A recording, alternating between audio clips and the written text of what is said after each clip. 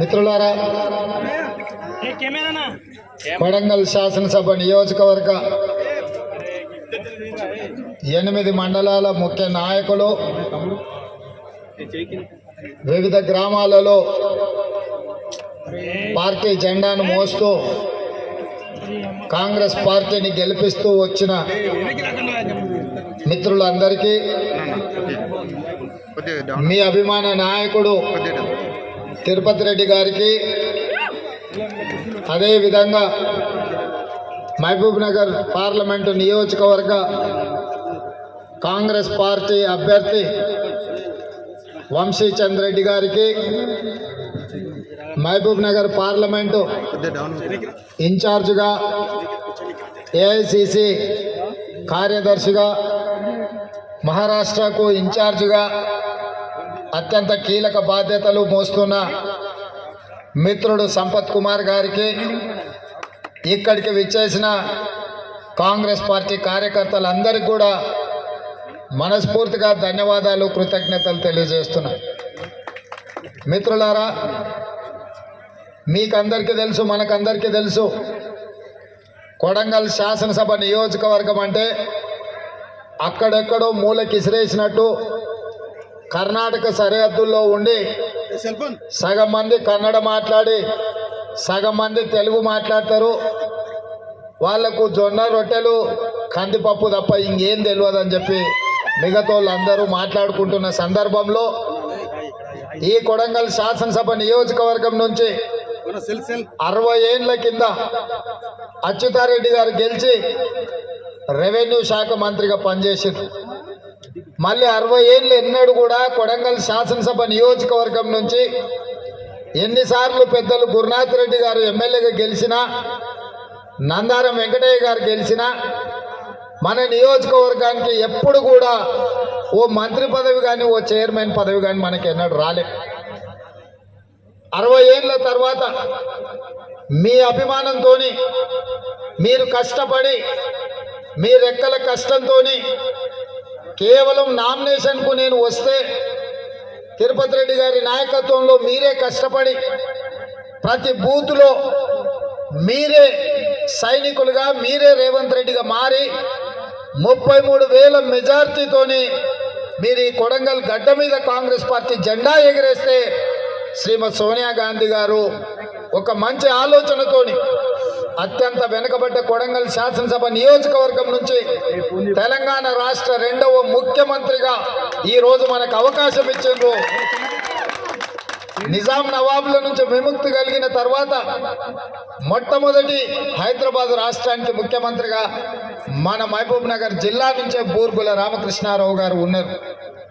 75 సంవత్సరాలు మళ్ళీ ఎప్పుడు మన పాత ఉమ్మడి మహబూబ్ నగర్ జిల్లాకు అవకాశం రాలే. మేధావులు, గొప్ప గొప్ప నాయకులు ఈ ప్రాంతం నుంచి ఉన్నా ఎవరికి కూడా అట్లాంటి అవకాశం రాలే. కానీ అదృష్టం కొద్దీ మీ కష్టం ఫలించి మీ ఆలోచనల మేరకు శ్రీమతి సోనియా గాంధీ గారు ఈరోజు మల్లికార్జున్ ఖర్గే గారు, మన కూతవేటు దూరంలోనే ఉండే మల్లికార్జున్ ఖర్గే గారు ఈరోజు కొడంగల్ నియోజకవర్గానికి ముఖ్యమంత్రి పదవి ఇచ్చిందంటే ఇంతకంటే గొప్ప పదవి ఇవ్వడానికి మీ రాష్ట్రంలో ఏం లేదు. మరి ఇంత గొప్ప పదవి ఇస్తే, ఇంత మంచి అవకాశం వస్తే, వచ్చిన ఎంబడే 3 నెలలు తిరగకుందే ఈ కొడంగల్ శాసనసభ నియోజకవర్గానికి చదువుకోవడానికి బడి లేదు అని అందరు ఎక్కిరిస్తుంటే అందరి ముఖం మీద సప్పరిచ్చినట్టు మనం మెడికల్ కాలేజీ తెచ్చుకున్నాం, ఇంజనీరింగ్ కాలేజీ తెచ్చుకున్నాం, వెటర్నరీ కాలేజీ తెచ్చుకున్నాం, ఆడబిడ్డలకు మహిళా డిగ్రీ కాలేజీ తెచ్చుకున్నాం, మనం బొమ్మరాజ్పేట్కు, దౌలతాబాద్కు జూనియర్ కాలేజీలు తెచ్చుకున్నాం. అదేవిధంగా ఆడపిల్లలు చదువుకోవడానికి నర్సింగ్ కాలేజీ తెచ్చుకున్నాం. ఇవాళ ఇన్ని కాలేజీలు మన కొడంగల్ శాసనసభ నియోజకవర్గానికి తెచ్చుకున్నాం. ఇవాళ హైదరాబాద్ నగరంలో ఉండే medical college, engineering college, veterinary college, nursing college, degree college, junior కాలేజీలు హైదరాబాద్ నగరంలో డిస్టిక్ కేంద్రాలలో లేని కాలేజీలను ఇవాళ మన ప్రభుత్వం వచ్చిన ఎంబడే మనకు అవకాశం వస్తే మన నియోజకవర్గానికి తెచ్చుకున్నాం. కొన్ని 100 కోట్ల రూపాయలతోని ఉన్న తండాలకు అన్నిటికీ మనం రోడ్లు తెచ్చుకున్నాం. ఇదే కాదు, మనం ఎప్పుడు ఎడారిగా ఉండి ఎండిపోయి మనకు పంటలు రాక కరువుతోని మన ప్రాంత ప్రజలు కల్తీ కళ్ళకు బానిసలై ఆత్మహత్యలు చేసుకుంటుంటే నారాయణపేట కొడంగల్ ఎత్తిపోతల పథకాన్ని 1,00,000 ఎకరాలకు నీళ్లు ఒక్క కొడంగల్ నియోజకవర్గానికి ఇచ్చే విధంగా ఇవాళ 4,000 కోట్ల రూపాయలతోటి మనం కొడంగల్ నారాయణపేట ఎత్తిపోతల పథకాన్ని మనం తెచ్చుకున్నాం.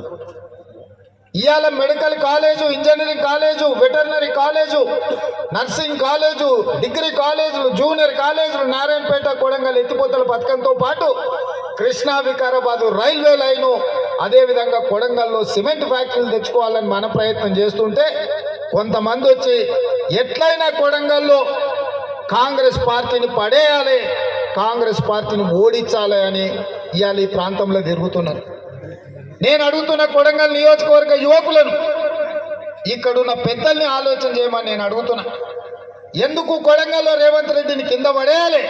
మెడికల్ కాలేజ్ తెచ్చినందుకు కింద పడేయాలనా? ఇంజనీరింగ్ కాలేజ్ తెచ్చుకున్నందుకు కింద పడేయాలనా?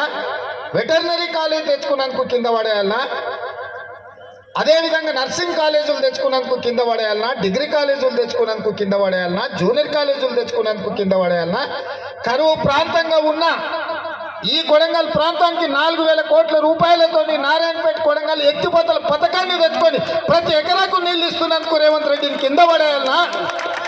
ఈ ప్రాంతంలో ఉద్యోగ ఉపాధి అవకాశాలు లేక అపారమైన సున్నపు కన్నులు ఉంటే ఆ సున్నపు కన్నులతోని 1,000 కోట్ల రూపాయలు పెట్టుబడి తెచ్చి సిమెంట్ ఫ్యాక్టరీని పెట్టడానికి అనుమతులు తెస్తున్నందుకు రేవంత్ రెడ్డిని కింద పడేయాలనా? దేనికోసం కింద పడేయాలని నేను అడుగుతున్నా. 75 ఏళ్ళు మీరు ఎవరేం చేయలేదు. 75 ఏళ్ళు మరి కష్టాలు ఉంటే మమ్మల్ని ఎవరు పట్టించుకోలేదు. ఇవాళ అర్ణమ్మ బయలుదేరింది, నేను బీజేపీ జాతీయ ఉపాధ్యక్షురాలని. మంచిదే అమ్మా, కాంగ్రెస్ ఉన్నంతసేపు మంత్రి పదవులు అనుభవిస్తుంది. కాంగ్రెస్ కార్యకర్తలు భుజాల మీద మోసి నేను ఎమ్మెల్యేని చేసి మంత్రిని చేస్తే మంత్రి పదవి అనుభవించి ఇవాళ కార్యకర్తల గుండెల మీద దాన్ని బీజేపీలకు పోయినాం. బీజేపీలకు పోయేమన్నా పాలమూరు రంగారెడ్డి ఎత్తిపోతల పథకానికి ఏమన్నా జాతీయ ప్రాజెక్టులు తీసుకొచ్చినవా? ఈ జిల్లాకు సాగునీరు ఎంత అవసరమో మీకు తెలుసు.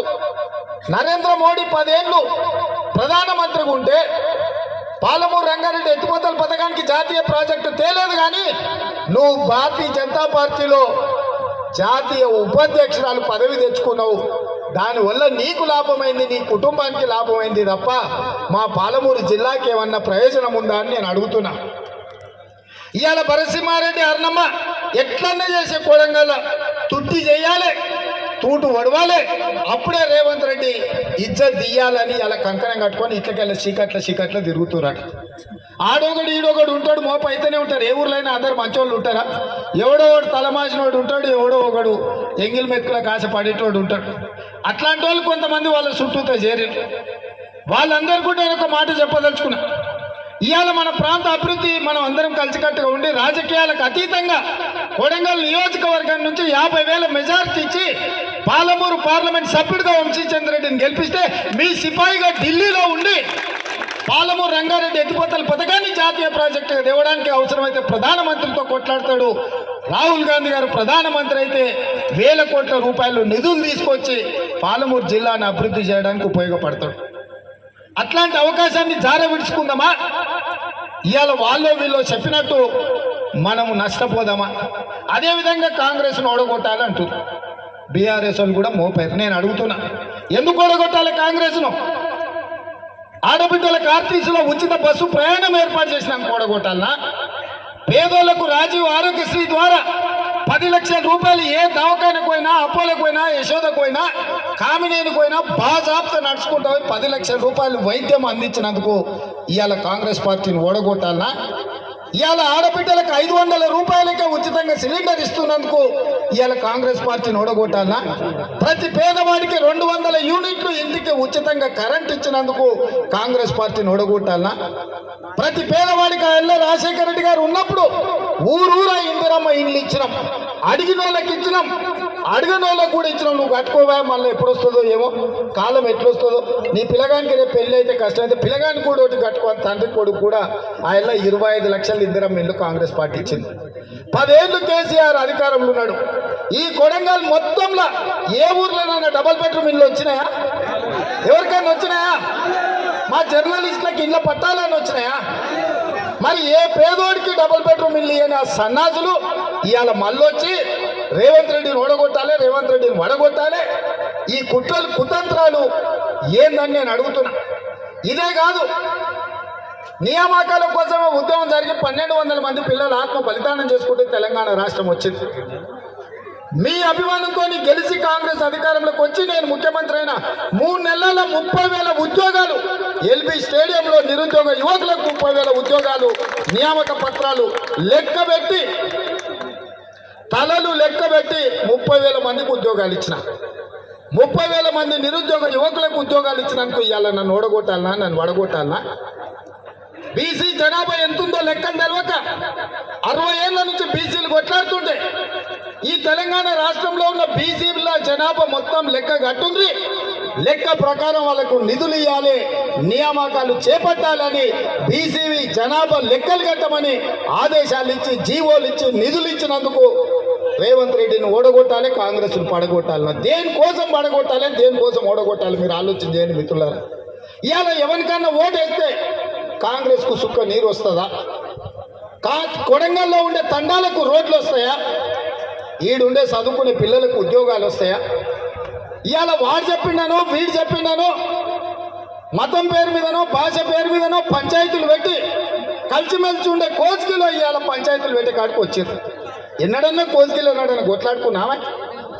శ్రీరామనవమికి వాళ్ళు వచ్చి పీర్ల పండుగకు మనం పోతుంది. ఎన్నడన్నా మన మధ్యలో పంచాయతీ ఉందా?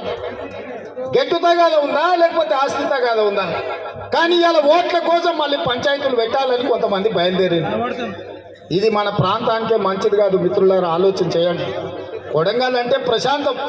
ఎన్నికలు వచ్చినప్పుడు ఎవరి పార్టీకి వాళ్ళకి చేసుకుంటాం, ఎన్నికలు అయిపోయిన తర్వాత ఎవరి పని వాళ్ళు చేసుకుంటాం. ఎవరి దగ్గరికి ఎవరు పోని, ఎవరి మీద ఎవరు కేసులు పెట్టుకోం.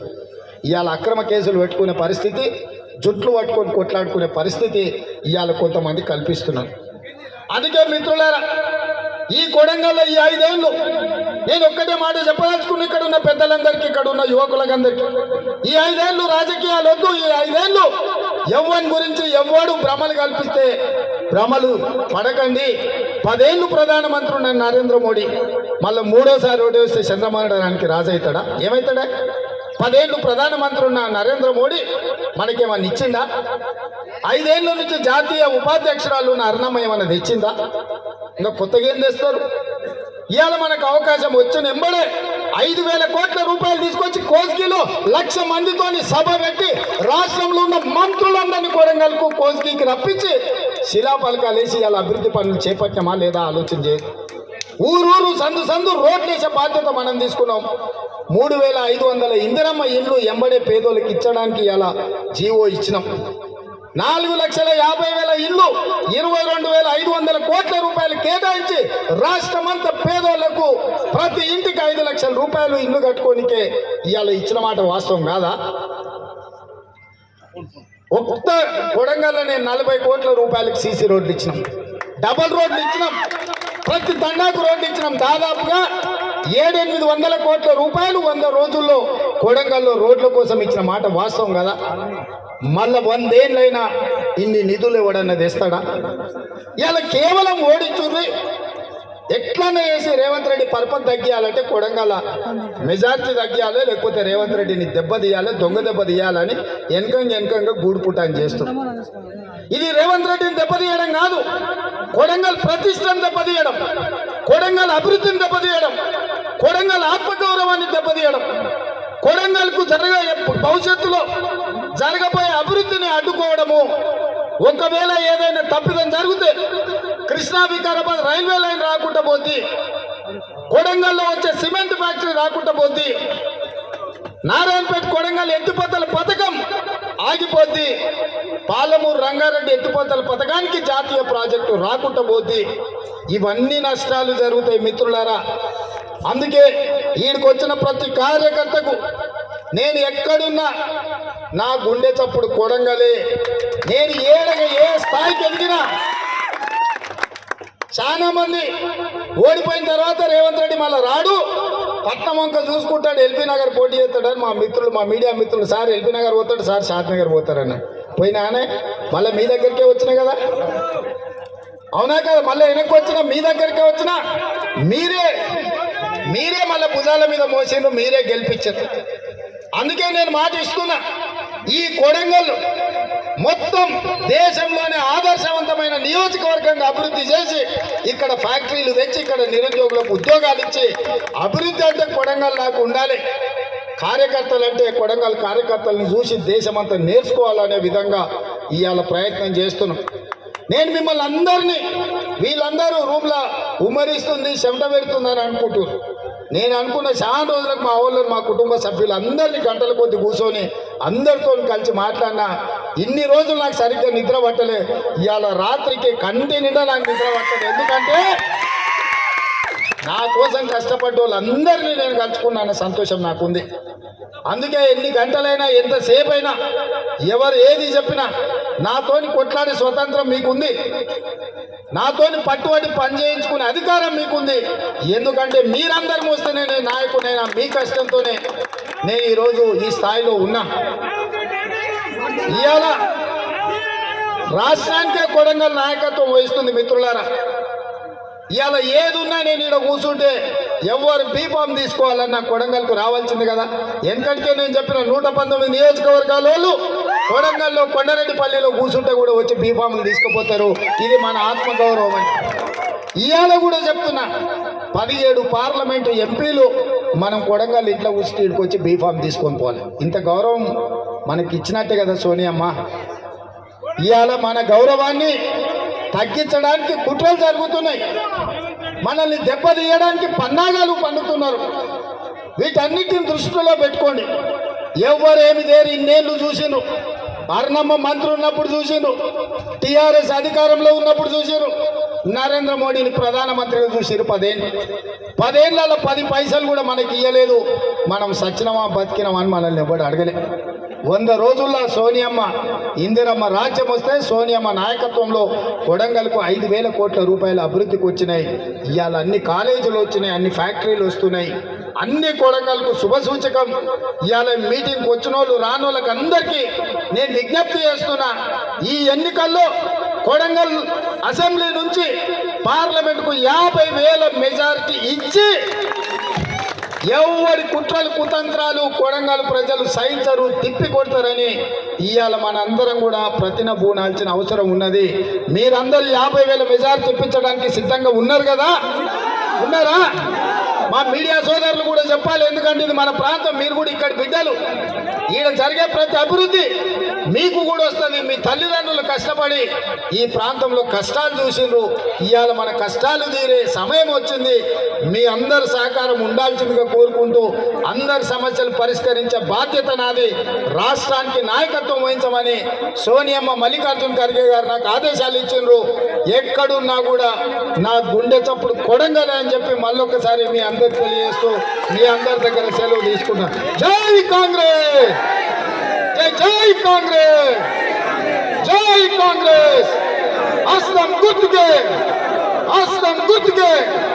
ధన్యవాదాలు మిత్రులారా.